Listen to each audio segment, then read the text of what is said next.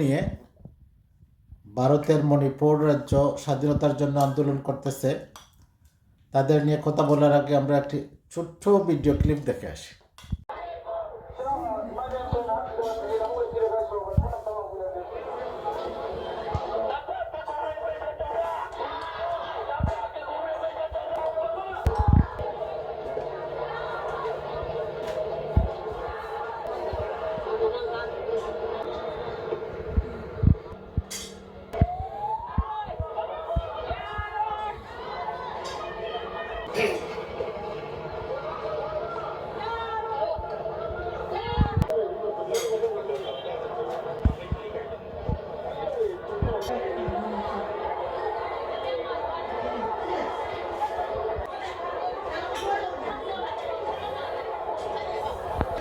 সম্মানিত দর্শক, আপনারা ছোট্ট ভিডিও ক্লিপটি দেখলেন।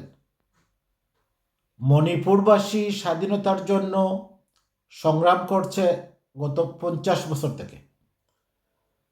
তাদের জীবনাচার, তাদের কালচার, তাদের ভাষা কোনো অবস্থাতেই ভারতীয়দের সাথে তাদের কোনো মিল নেই। তারা কোকো সম্প্রদায়, যেটা খ্রিস্টান ধর্মাবলম্বী, তারা কখনো চায় না সনাতন ধর্মের মৈত্রী সম্প্রদায়ের সাথে মিলেমিশে বসবাস করতে। এবং মৈত্রী সম্প্রদায়ের যারা যারা হিন্দু ধর্মাবলম্বী, তারাও চায় না খ্রিস্টান ধর্মাবলম্বীদের সাথে মিলেমিশে বসবাস করতে। তারা প্রত্যেকেই আলাদা রাষ্ট্র চায়। এই জন্য গত 50 বছর থেকে তাদের মধ্যে প্রায় ঝামেলা হয়, তারা সংঘর্ষে জড়িয়ে পড়ে, অনেক হতাহত হয়। ইদানিংকালে তাদের আন্দোলনের ডাইমেনশন হচ্ছে তারা বোমা হামলা করতেছে, তাও অত্যাধুনিক প্রযুক্তির মাধ্যমে, ড্রোন হামলা করে তারা তাদের আন্দোলন পরিচালনা করতেছে। তারা বাংলাদেশি স্টাইলে দিন রাত 24 ঘন্টা রাস্তায় ছাত্ররা অবস্থান নিয়েছে। সারা রাত ব্যাপী তারা মশাল মিছিল করতেছে এবং নিরাপত্তা বাহিনীর সাথে দফায় দফায় সংঘর্ষে জড়িয়ে পড়তেছে। ইতিমধ্যে ভারতীয় সরকার 5 দিনের কারফিউ জারি করেছে এবং অনির্দিষ্টকালের জন্য ইন্টারনেট, সামাজিক যোগাযোগ মাধ্যম শাটডাউন করে দিয়েছে, যেটা বাংলাদেশ সরকার করেছিল পতিত স্বৈরাচার। এই অবস্থায় তারা আন্দোলন চালিয়ে যাচ্ছে। আমরা চাই বিশ্বের দিকে দিকে যারা স্বাধীনতাকামী মানুষ আছে, যারা নির্যাতিত, লাঞ্ছিত, বঞ্চিত, মুস্তাদাফিন মানুষ যারা আছে, তারা স্বাধীনতার স্বাদ পাক, তারা স্বাধীনভাবে নিঃশ্বাস ছাড়ুক। আমরা যেমন স্বাধীনতায় বিশ্বের বিভিন্ন দেশ আমাদেরকে সহযোগিতা করেছে, এই মণিপুরবাসীর জন্য আমরাও সহযোগিতা করতে প্রস্তুত আছি। এবং আমি আহ্বান করব বিশ্বের স্বাধীনতাকামী মানুষদের তাদের পক্ষে কথা বলার জন্য, তাদের পক্ষে দাঁড়ানোর জন্য।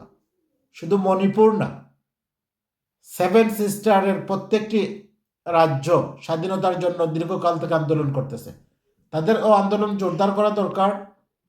কাশ্মীরের আন্দোলন জোরদার হওয়া দরকার। পাঞ্জাব, তারাও স্বাধীন হওয়া দরকার। এবং বিশেষ করে হায়দ্রাবাদের নিজাম থেকে যেভাবে হায়দ্রাবাদকে ছিনতাই করা হয়েছিল, আমরা চাই আবার হায়দ্রাবাদের মানুষ তাদের জাতিসত্তা হিসাবে, আলাদা জাতিসত্তা হিসাবে তারা বসবাস করুক, তারা স্বাধীন সার্বভৌম রাষ্ট্রে বসবাস করুক। এটা আমরা চাই, কারণ আমরা রক্ত দিয়ে স্বাধীনতা অর্জন করেছি। আমরা পরাধীন ছিলাম, আমরা জানি স্বাধীনতার মূল্য, স্বাধীনতার স্বাদ। এই জন্য আমরা পৃথিবীর লাঞ্ছিত, বঞ্চিত, নির্যাতিত, মেহনতি, মজলুম মানুষের মুক্তির জন্য তাদের পাশে দাঁড়াতে চাই। তাদের স্বাধীনতার প্রতি আমাদের অকুণ্ঠ সমর্থন আছে। সম্মানিত ভিউয়ার্স, এই ছিল আজকের মতো। সবার জন্য শুভকামনা। আল্লাহ হাফিজ।